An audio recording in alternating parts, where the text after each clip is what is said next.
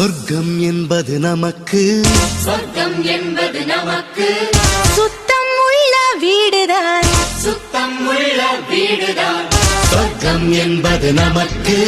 சுத்தம் உள்ள வீடுதான்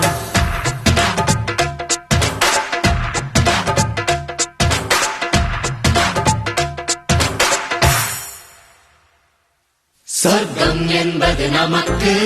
சுத்தம் உள்ள வீடுதான் சுத்தம் என்பதை மறந்தால் நாடும் குப்பை மேடுதான் சொர்க்கம் என்பது நமக்கு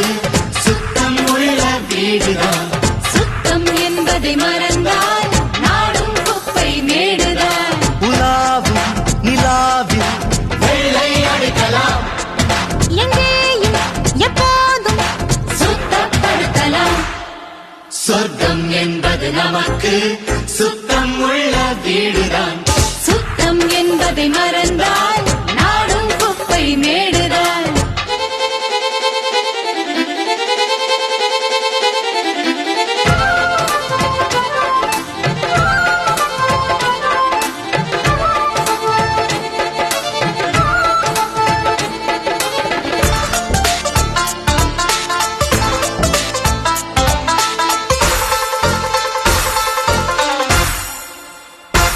குளிக்கும்